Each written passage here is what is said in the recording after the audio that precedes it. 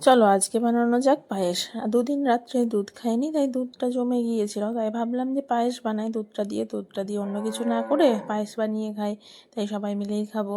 তাই প্রথমে কাঁচা দুধ ছিল সেটাই আমি ঢেলে নিচ্ছি, আর একটু ফুটিয়ে রেখেছিলাম সেটাই ঢেলে নিচ্ছি, মানে যেটা জমেছিল এই যে হাঁড়িতে এইটুকুই জমেছিল সেটাই ফুটিয়ে নিচ্ছি ভালোভাবে। তারপরে ভালোভাবে ফুটতে দিচ্ছি, যতক্ষণে ফুটছে ততক্ষণে আমি চাল আমি এখানে কামিনীভোগ চাল নিচ্ছি 2 চামচ মতো। দেখবে পায়েসে খুব বেশি চাল দিলে ভালো লাগে না, যত পরিমাণে দুধ দেওয়া হবে, মানে যত বেশি দুধ দেওয়া হবে ততই কিন্তু এটা বেশ ভালো হয়। তাই আমি চাল অল্প দিচ্ছি আর দুধটা একটু বেশি দিচ্ছি। এবার 2 চামচ চাল আমি খুব ভালোভাবে ধুয়ে নিচ্ছি, আর ধুয়ে ভালো করে জল ঝরিয়ে নিচ্ছি। আর দেখবে পায়েসের মধ্যে একটু ঘি দিলে টেস্টটা ভালো হয়, মানে পায়েসের টেস্টটা ঠিক আসে। তাই এখানে আমি একটু বেশি করে ঘি দিচ্ছি, আর ঘিটা খুব ভালোভাবে চালের সাথে মাখিয়ে নিচ্ছি। তারপরে এর মধ্যে দিয়ে দেব 2টো এলাচ, এর সঙ্গে 2টো কাজু বাদাম, 2টো কিশমিশও দেওয়া যায়, কিন্তু আমি দিচ্ছি না।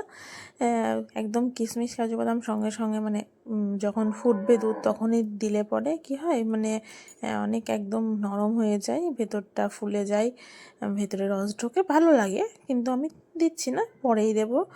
আর দেখো এদিকে দুধটা আমার ফুটছে খুব ভালোভাবে, দুধটাকে ফুটিয়ে নেব, যেহেতু এই দুধের মধ্যে কাঁচা দুধও ছিল, তাই কিছুটা ফুটিয়ে নেব, মানে ভালোভাবে ফুটতে দেব, আর হাতা দিয়ে নাড়তে থাকবো যাতে দুধটা উতলে না পড়ে যায়। দেখো এখন ভালোভাবে ফুটছে, আমি যেহেতু এটা গ্যাসে বসাইনি, ইন্ডাকশানে বসিয়েছি, তাই কিন্তু লেগে যাওয়ার কোনো সম্ভাবনা নেই। তা আমি অল্প অল্পভাবেই আঁচে দিয়েছি, আর দুধটা খুব ভালোভাবে ফুটে গিয়েছে। এখন আমি চালটা দিয়ে দেব, আর চালটা দিয়ে খুব ভালোভাবে নেড়ে নেব। আর দেখো বাটির গায়ে অনেক ঘি লেগে আছে, তাই আমি এই গরম দুধ বাটিতে দিয়ে দিলাম, তাহলে দুধটা উঠে পড়বে আর পায়েসের মধ্যে চলে যাবে। তাই দেখো এরকমভাবে দিয়ে দিচ্ছি, আর বাটিটা এরকমভাবে বুলিয়ে একটু জল দিয়ে দিয়ে দিচ্ছি, তাহলে দুধটা লেগে আছে, দুধটাও কিন্তু পায়েসের মধ্যে চলে যাবে। যাই হোক, এখন পায়েসটা খুব ভালোভাবে এরকমভাবে নাড়তে থাকবো। একবারে চাল দিয়ে যদি রেখে দেওয়া হয় তাহলে কিন্তু পায়েসটা তলায় লেগে যেতে পারে, পড়ে যেতে পারে, তাই এটা মাঝে মাঝে এরকমভাবে নাড়বো। দেখো এখনও কিন্তু পায়েসটা হয়নি, আধ সেদ্ধই হয়নি এখনও পর্যন্ত। যাই হোক, এখন আধ সেদ্ধ হয়ে গিয়েছে। এখন আমি এর মধ্যে কয়েকটা কিশমিশ আর অল্প কয়েকটা কাজু বাদাম দিচ্ছি, যেহেতু কিশমিশটা আমার কাছে খুব অনেকটাই ছিল আর কাজু বাদাম আমার কাছে অল্প ছিল, তাই কাজু বাদামগুলোকে আমি ভেঙে ভেঙে দিচ্ছি।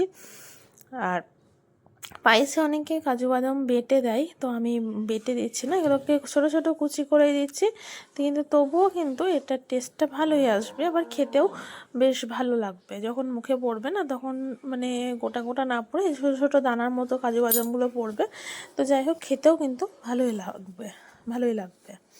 এখন পায়েসটা হয়ে গিয়েছে, নামিয়ে নেব। পায়েসটা হয়ে গিয়েছে, এখন আমি চিনি দিয়ে দিচ্ছি, আর অল্প পরিমাণে চিনি দিচ্ছি, মানে 1 চামচ পরিমাণ, আর অল্প একটু খেজুরের গুড় দেবো পায়েসে। দেখবে মানে শীতকালে যে কোনো পিঠে পুলি বলো বা পায়েস বলো, যে কোনো কিছুতেই একটু যদি খেজুরের গুড় দেওয়া হয় না, এর টেস্টটা বেশ ভালো আসে, খেতে খুবই ভালো লাগে। তাই আমি একটু সামান্য পরিমাণে খেজুরের গুড় দিয়ে ভালোভাবে নেড়ে নেব। আর সবটাই গুড় দেওয়া যায়, আমি যদিও অল্প পরিমাণে গুড় আর অল্প পরিমাণে চিনি দিচ্ছি, তাহলে কালারটাও ভালো আসবে বা খেতেও ভালো হবে। তো দেখো পায়েসটা এখন হয়ে গিয়েছে, এখন নামিয়ে নেব আর রুটি দিয়ে খেয়ে নেব। আমি এটা দুপুরবেলায় করছি, মানে দুপুরবেলায় করে রেখে দিচ্ছি, এটা কিন্তু রাত্রিবেলায় রুটি দিয়ে খাওয়া হবে। আর এটা এরকমভাবে পায়েস বানালে কিন্তু দারুণ লাগে খেতে, আমরা সবাই মিলে খুব মজা করে খেলাম। তো যাই হোক, আজকের মতো এখানেই শেষ করছি, টাটা বাই বাই। আমার ভিডিওটি ভালো লাগলে অবশ্যই কমেন্ট করবে, আর কেমন হয়েছে সেটা জানানোর জন্য। তো আজকের মতো টাটা।